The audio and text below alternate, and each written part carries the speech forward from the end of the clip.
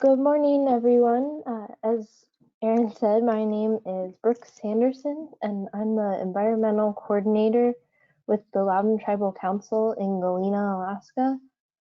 I'm excited to talk to you guys today and share our experiences with outreach activities during COVID-19, specifically around our own Air Matters Healthy Homes program.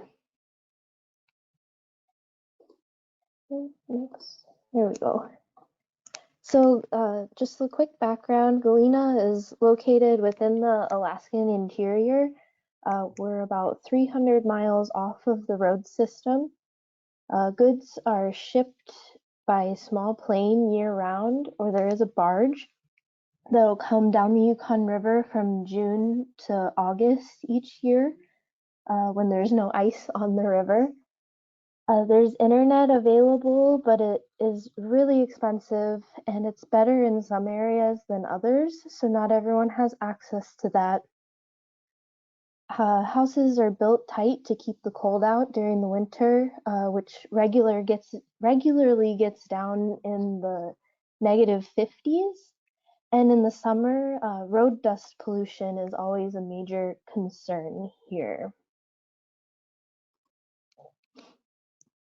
The Loudon Tribal Councils worked for years with the city of Galena to reduce road dust pollution, and during FY21 in our IGAP program, they decided it was time to shift some of our outreach efforts to highlight the importance of indoor air quality. We developed our FY21 work plan in January of 2020. And then a short time afterwards is when everything started shutting down due to COVID-19. And then by the fall of 2020, before we were going to get started on that work plan, it was really clear that we were going to have to get creative if we wanted to carry out our work plan commitments. What we hoped to accomplish during this last year was to conduct a community survey to learn more information on the indoor air quality concerns that people already had. Based on those surveys, interested households would receive a customized Galena Air Matters toolkit. And then we would do a survey at the end to check in on how we could improve the program in the following years if it were to continue. So we had to figure out how we were going to accomplish our commitments in a safe way. The indoor air quality outreach and education was really more important than ever since indoor air quality and COVID-19 had such a direct connection for people's health. But because of the risk of conducting outreach, we had to consider some factors. So in Galena, our office was not teleworking, but we had to be ready to in case a case popped up. There were no in-person events taking place where we could distribute the surveys, as everyone was encouraged to shelter in place whenever possible. Meeting with people in person, especially people that had indoor air quality concerns and may have pre-existing conditions, seemed really irresponsible. And at the time when we were making these plans, there was no vaccine.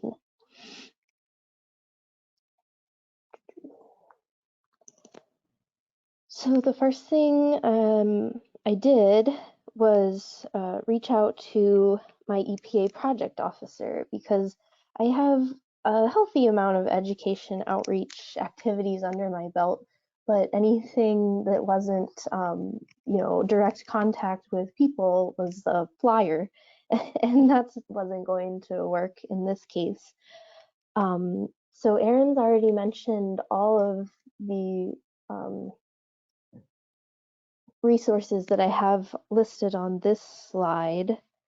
And there's a ton of wonderful people and more resources that she mentioned, that these people are more than happy and excited to help with your projects as they were with mine.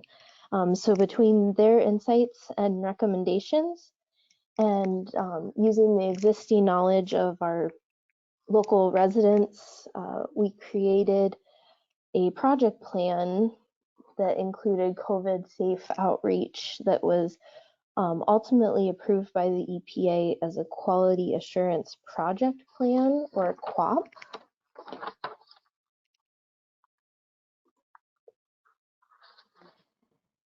And the first step in that QAP was to conduct a baseline survey for community members to express their indoor air quality concerns and learn more about their needs. Typically, I would like to have this type of survey at an event with a table, so I can encourage people to fill them out on the spot. But that wasn't possible with no community events. So we advertised on our local radio station, which is the main way that people learn of things going on around town out here. We had hard copies available at public spaces like the post office and the store. And I gave about a week and a half for people to fill out the surveys and return them. And we also had copies online if that was preferred and they were able to fill them out there. So we gathered some really great information from those, as you can see on this slide.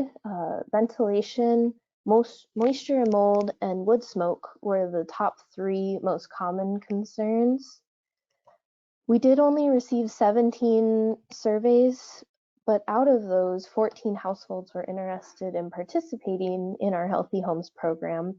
So the upside of that was we had enough funding through our IGAP program to purchase these toolkits for everyone who wanted to participate.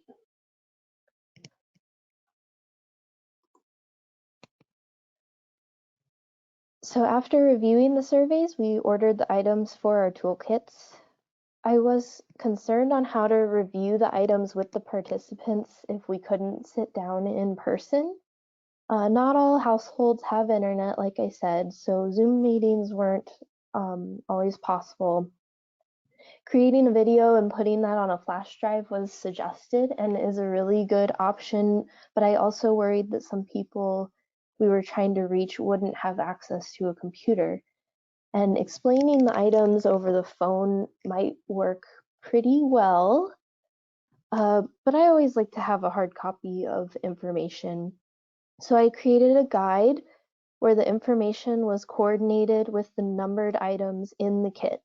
So for example, in this photo, you can kind of see that item number 3 is an allergy pillow cover, and it corresponds with number 3 in the guide, dust and dander, where you can read all about using that item and some other ways to control that pollutant in your home. That way I could really easily reference the guide when speaking with people over the phone. Here's some other examples. So the bucket with the green cleaning items had number 4 written on it. There was information about carbon monoxide, and then I also included a hygrometer with some experiment ideas on monitoring humidity in your home.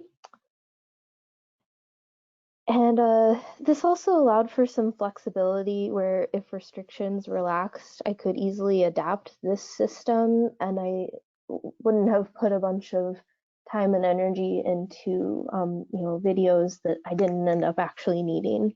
And it also allowed for some flexibility depending on the comfort level of the participant. And then in late December, the vaccine became available, and by late February, Galena was quickly approaching herd immunity. However, there were still concerns because the children still weren't vaccinated in the schools, and with new variants, we continued using masks and monitoring travel. So I decided to leave it up to each participant. Would they like to get their kit in person, or I could drop the kit off and call them and explain the items with the numbered system in place. Nearly everyone came by to pick them up in person, but this system was really easy to adapt depending on their situation. And then really quickly, we will be distributing our follow-up survey in the next month or so, but I have received some verbal feedback. Right away, somebody turned in their survey and said, I knew that my carbon monoxide and smoke alarms needed replaced, but I keep putting it off. I called Joey's, which is the hardware store here, and they're waiting for me to pick up my new alarms. And so that was awesome. Someone else has been using their hygrometer and noticed that their vent fans in their bathroom, which they thought worked really well, actually don't seem to be moving much air, and it's really increased their awareness. And they had another person say, "This is a lot," and I'm not sure if that's good or bad. Another participant said they thought they won a raffle, so I took that to mean that they got a lot of items that they were really excited about. So maybe that's what this person also meant. But I also wonder if they meant it's too much and they felt overwhelmed. So I'm hoping to gain more information on that once I talk to them and give those follow-up surveys. So just a couple of reflections. Maybe if we had mailed everyone the survey, we might have gotten more responses. Maybe not. As we start to have more in-person events, I can still bring those there and see if we can get some more feedback. And then I also wonder if maybe we should have given the kits in pieces. That way they could learn one item at a time and focus on one issue at a time instead of possibly feeling overwhelmed with all the information at once. And that's all I have for today. Thanks for having me. Thank you so much, Brooke. That was excellent. I really